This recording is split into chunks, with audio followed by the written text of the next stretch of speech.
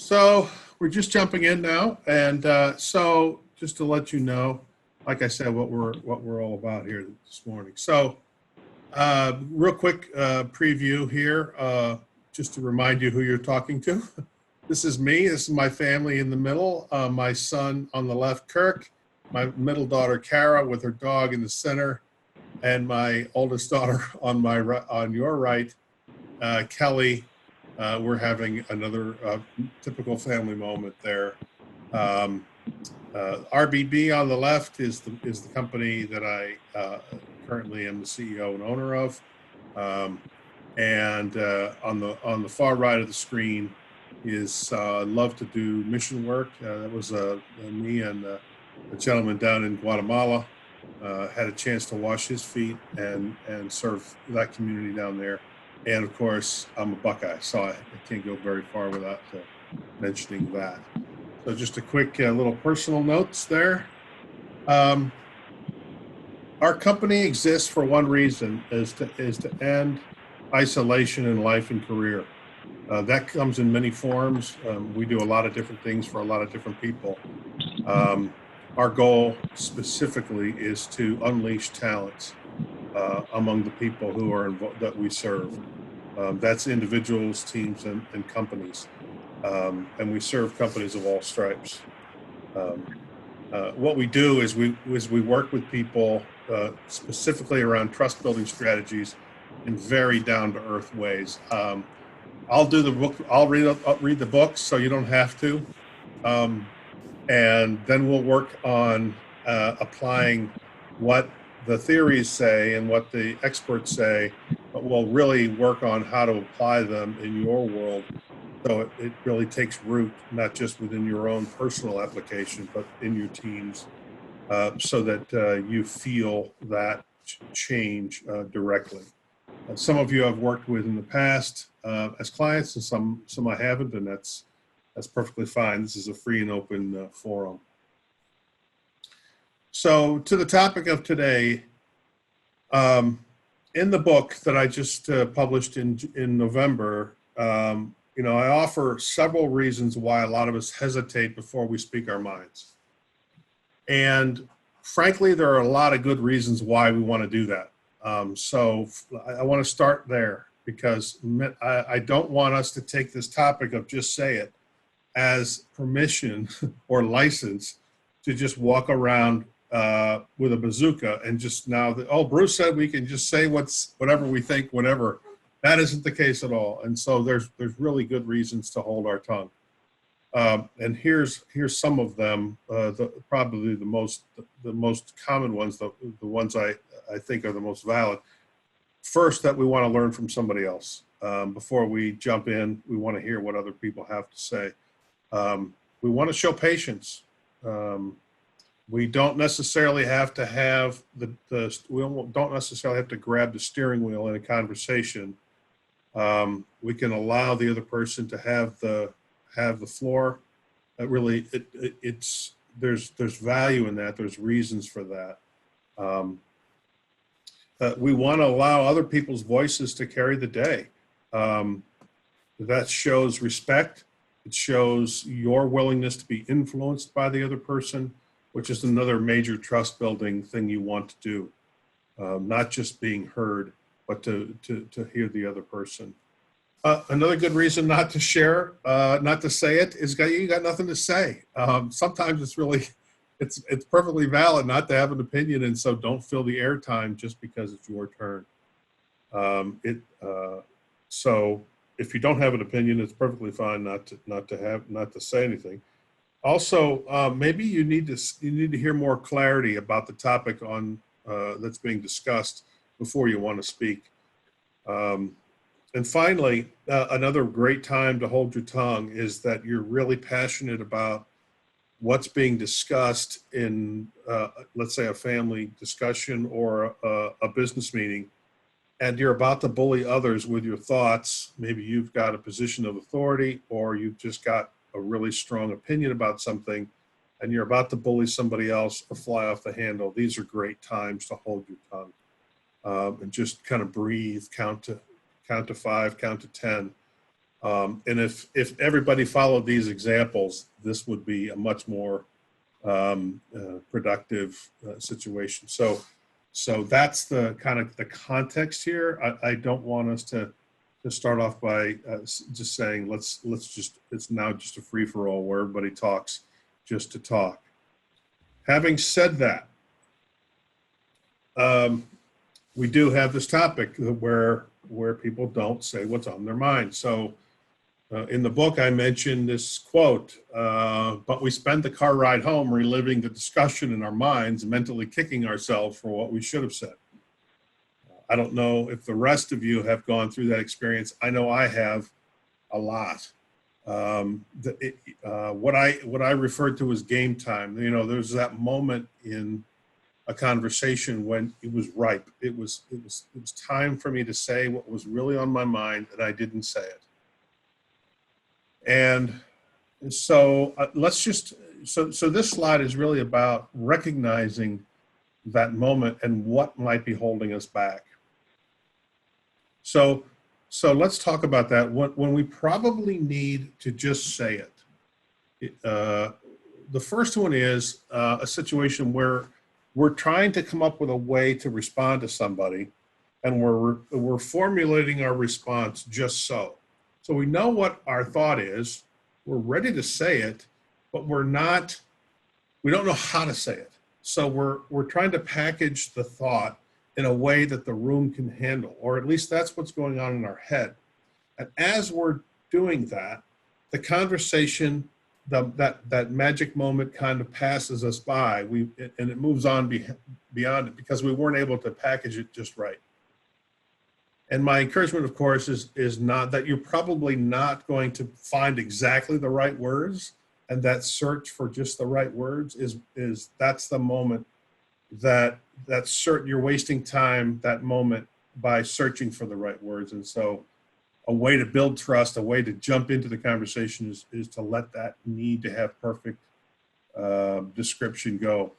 Remember, as an infant, you didn't necessarily know exactly how to say what you wanted, but you got mom's attention however you needed to get it so that you got your needs met. It's the same idea now as adults. We've got to say what we need to say, even if it doesn't come out exactly right.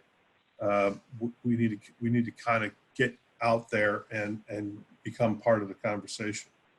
The other thing that happens very often is waiting for the perfect time to jump in. Conversations are going back and forth. The people with the loudest voices or the strongest opinions seem to be having a conversation. Sometimes it's like watching a wrestling match, right? People are going around each other having these, and the rest of us are kind of sitting around waiting for a good opportunity to jump in, and that moment doesn't happen. So we think on the car ride home, geez, I wish there was a good time for me to say it. And again, the moment slips by. Or another thing that happens is that we're not sure if we really can trust the rest of the team with our honest opinion. We know exactly what we say, what we think. We know it's the right time we know how to say it, but we're just not sure if it's safe to say it. So that goes on. And I would encourage us that we won't know if it's safe until we find out. Trust isn't built without risk. And we'll talk more about that in a minute as we open up the conversation. Another point I would make is that sometimes what we say is not popular. And so we might fear prompting a passionate outburst from somebody. And that fear that we might upset someone is holding us back because we've been taught and we kind of pride ourselves on being the calm one. And so we either package or, we filter what we say, or we say it in such a way that it smooths feathers when what we really mean to say is a lot more controversial than what comes out of our mouth. And finally, this happens very frequently, and it doesn't matter our age, but we often wonder that if we're really allowed to say this. So we wonder if our position or our experience, maybe we haven't been here that long, maybe I don't work for the right person, or maybe, my experience, am I really allowed, have I earned the right to say something at this juncture in a conversation? And so the bottom line is we don't engage. The opportunity slips past and we don't just say it. Does that ring a bell, folks? I mean, is this making sense? Is this, we've experienced all of this, right? So the whole idea of this workout format is to just kind of describe the situation. Of all the areas of building trust that we could be focusing on, a workout, a gym session like the one we're in is really just focusing on a few specific muscles each session. And so the muscles that we're talking about now are how do we kind of unleash, get out of that place of, okay, I'm sitting on something that's important. How do I get myself out and get those things said into the room? So here's what I'm going to suggest that we face. So let me offer a few thoughts today. So it's game time. We know it's game time. We're dealing with an important conversation or a topic on the table. How can I just say it? My suggestions, I've just got a few, but they're important, I think. Number one, we got to start changing our self-talk. That's that voice in our heads that has been holding our own thoughts in a cage. What we want to do is we want to figure out a way to open up that door. So the way to do that is to change the self-talk. And so the first, I think, really powerful one is to say, hey, wait a minute, my team needs to hear from me. Even if they don't agree with me, it's okay. My team needs to hear from me. Otherwise, they're not sure where I'm at, if I'm going to be able to support this project or idea or conversation, whatever the topic happens to be. So, because if they don't hear from me, there's going to be a question in their mind as to where I stand. Might as well go ahead and jump into the conversation. That's one. Another one is to remind ourselves, hey, wait a minute, I was invited here. Unless you forced yourself into the room, which doesn't happen very often, it's kind of a countermeasure to the self-talk that goes, wait a minute, maybe I don't have the position or the experience to say something. In fact, it's much better to remind yourself that you were invited to this conversation, you were invited to this meeting, so you wouldn't have been invited if they weren't interested in what you had to say. So remind yourself that. Another idea is that your thoughts are turning it into an I statement. My thoughts and needs matter too. So even if the team you don't think wants your input, and even if you don't really feel like you're necessarily as connected as you want to be, the truth of the matter is you have thoughts and you have needs as well. Your position has accountabilities. You are responsible for things in the organization or in the family, and they matter. So trust is built when those thoughts and those needs are actually out and on the table. That's how you get to earn other people's trusts, and they get to earn your trust. And so if those aren't voiced, it kind of keeps the trust level low and or just sitting around in a polite mode. So we want to get that stuff out, even though it might be a little bit uncomfortable sometimes. Another thing to say from a self-talk point of view is just to say to yourself, you know what? It's okay if others don't agree with me. It's okay if others don't agree with me. Many times you can feel, you can taste in a conversation that something is really important, and that the conversation is going in a certain direction. And that's that moment where you think, you know what, I better not say anything because it seems like the decision's already been made, or there's a certain trajectory or momentum of a conversation that's going a certain way. And what you think you might be doing is slowing the conversation down by saying what you have to say. Just in fact, in almost all cases, just the opposite is true. if you don't say what you need to say so that the team hears it right now and then deals with it and then maybe modifies the position a little bit to accommodate your thought, then that unvoiced thought that you didn't share is going to, in fact, hold the team back much more later than it is now.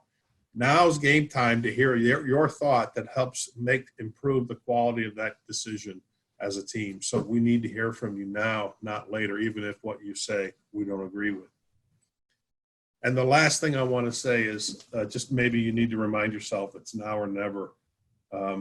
It's not always the case that it's now or never, but it's a nice thing to remind myself when I walk into a meeting. You know what? It's now or never. I came to play. This is a job. I'm being paid for this. So people are counting on me. And so if they invited me into this meeting, I'm not just going to sit on the sidelines. I'm going to be in the game like everybody else is in the game. So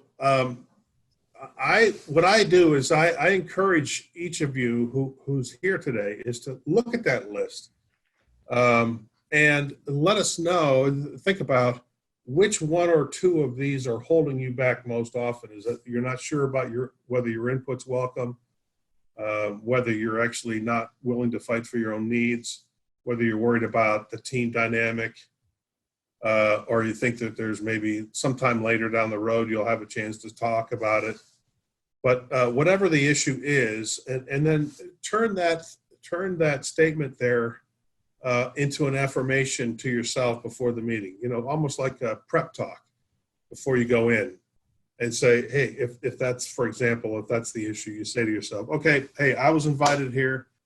Just give yourself that little reminder and then walk into the meeting, and you're much more engaged than you might be maybe in the past.